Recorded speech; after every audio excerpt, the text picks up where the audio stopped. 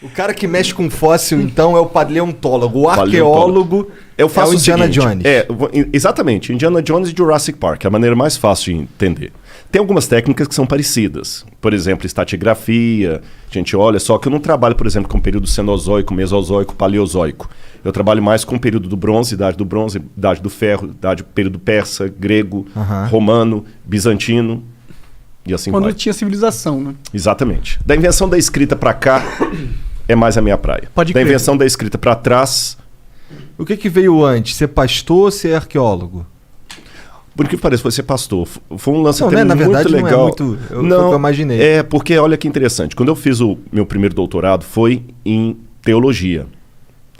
E ao mesmo tempo que eu fazia o doutorado em teologia em grego do Novo Testamento, eu fazia faculdade de filosofia. Foi aí que eu tive a oportunidade de ser aluno do Pondé. Entendi. Lá no Centro Universitário Assunção, e a PUC também era ligada lá. Então eu fazia o doutorado à tarde e a faculdade de manhã, e 2 dias da semana eu voltava para Engenheiro Coelho para dar aula. Aí eu fiz... Aí quando você faz o programa de doutorado, na época da tese, você tem o major e o minor. Você tem uma área de concentração maior e uma menor. A minha maior era grego do Novo Testamento. A menor, eu escolhi arqueologia bíblica, mas por uma única razão. Eu falei, vai ser a minha única oportunidade de conhecer a Terra Santa. Aí eu fui para lá. Cara, quando eu cheguei lá, que eu vi a arqueologia, eu me apaixonei tanto pelo negócio. Aí escavei em Shahar Golan. E fiquei muito empolgado com a coisa. Aí comecei a fazer outras escavações, fui escavando, aí fiz um curso pela Universidade Hebraica. Depois eu fiz um pós-doc em arqueologia pela Andrews University, lá dos Estados Unidos. Depois eu fiz o outro doutorado em arqueologia na USP. E foi muito bacana. A primeira vez que eu fui para Jerusalém, quando eu estava voltando, eu lembro que tem uma frase que os judeus falam muito, que vem desde a época do cativeiro babilônico, Lashana Rabaa ve Yerushalayim, ano que vem Jerusalém. O cara falou, você vai voltar aqui? Eu falei, nunca. Porque voltar lá... Então eu falei, isso foi 1998. Ano que vem Jerusalém, é aquilo tudo? Lashana, ano, né? Lashana Rabaa, ano que vem, e Yerushalayim, Jerusalém. Né? Estaremos em Jerusalém. Porque os judeus, quando estavam presos no cativeiro, e Jerusalém destruída, a esperança deles é que no próximo ano a Páscoa fosse celebrada em Jerusalém. Entendi. Então criou-se um lema. Eu falei, nunca. Voltar a Jerusalém é como Armstrong falar que é voltar à Lua. Não, é uma vez só.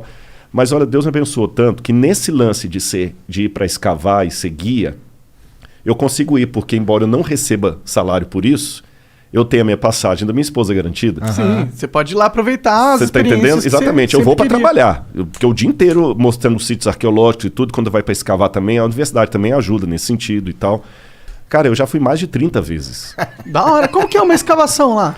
Como é que funciona isso? Bom, é tipo, é igual um filme, tem umas barraquinhas, tem e uns caras assim com as vassourinhas. Não, aí você não... Eu não sei que filme você está assistindo, porque filme que eu conheço de arqueologia é múmia andando, é nazista atirando em você, helicóptero, né? Então é assim. É assim, caralho? Cara, bem mais legal, né? Ou não, né? Corre o risco de literalmente, a arqueologia é uma vida em ruínas. É o seguinte, você primeiro... você tem o sítio arqueológico, depende da grana também, porque Israel tem mais de 30 mil sítios arqueológicos mapeados. Caralho. Mas nem 10% está escavado, porque Israel é um país persona não grata onde ele está ali. Todo mundo é inimigo de Israel, com exceção da Jordânia e do Egito. Agora também tem relações diplomáticas com Bahrein, Arábia Saudita, alguma coisa assim tudo. Mas Israel ali sofre muito, então eles têm que gastar muito dinheiro para a segurança nacional do país. Então os arqueólogos dão aula no período letivo e em julho que escavam. Poucos sítios arqueológicos funcionam fora do período do verão, estou falando verão, hemisfério norte. Então você tem as quadrículas, e como é que você descobre que ali é um sítio arqueológico, por exemplo? Tem várias maneiras. Acidentalmente, a Vênus de Milo, por exemplo, foi encontrada porque o cara estava arando a fazenda dele e encontrou a Vênus de Milo. Sério? Que o Brasil, Jogada? Jogada, porque o Brasil é um Que país loucura. de história muito nova, 1500 para cá. Então qualquer coisa que tem 200 anos, pô, antigão. Israel, Jerusalém foi construída e reconstruída, passou pelos cruzados, pelos mamelucos, pelos persas. Cidade que tem 2.000 anos, 3 mil e tantos anos. Cara, que loucura que a Vênus de Milo tava assim jogada. Era uma floresta, assim? Não, tipo... não era floresta, era uma fazenda mesmo. Isso não é anormal. Mas ela tava só parada no meio da fazenda? Não. Tava no chão. Ah, o cara foi fazer um soterrada, buraco ali, entendi. soterrado, ele achou. Muitas. Mas quantos anos ela ficou soterrada lá? Isso é muito loucura, Mas fica, né, mano? isso é normal lá. Se você for, eu não sei se você já foi alguma vez à Itália, lá no Vaticano. Nunca fui. Não. Tem o Museu do Vaticano. E tem um museu ali cheio de estátuas. Tem a estátua do Laocoonte. Foi encontrada também numa fazenda, assim. Então o pessoal encontra. Às vezes um arquiteto, um engenheiro, está fazendo uma obra, encontrou alguma coisa. No Que Brasil viagem. acontece isso em menor escala. De vez em quando acontece. No Rio de Janeiro, os caras estão encontraram uma coisa lá antiga. Então a gente aqui no Brasil chama IPEM, que é o Instituto de História daqui do Brasil. Lá é o IAA, Israel Antiquities Authority. Eles vão, então, mapeiam.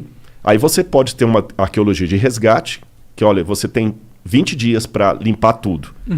Ou você pode entrar com uma ação com o governo, pedir para mudar aquela plana, uma rodovia, por exemplo, que é muito importante que encontrou ali. Aí faz as quadrículas, escava, depois cobre, volta no verão seguinte e escava. É um trabalho meticuloso. Como que escava isso aí? Tem várias maneiras de escavar. Mas geralmente você faz as quadrículas, então imagina como se fosse um grande tabuleiro de dama. Cada um fica dentro da sua quadrícula e vai escavando, não é fazendo buraco não, você vai ter que descer no nível por igual. E vai percebendo a estratigrafia. Porque o que acontece?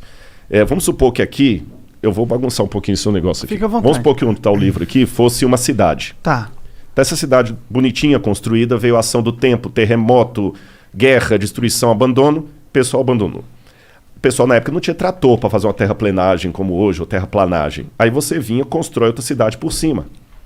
Repete o mesmo processo. Guerra, ação do tempo, Como eles constroem por cima? Eles não reformam? Eles jogam terra, sobem o nível e constroem por exatamente. cima? Joga terra, constrói por cima. Isso eu estou falando há Entendi. 3.000 anos atrás, 3.400 anos atrás. Construiu uma outra cidade.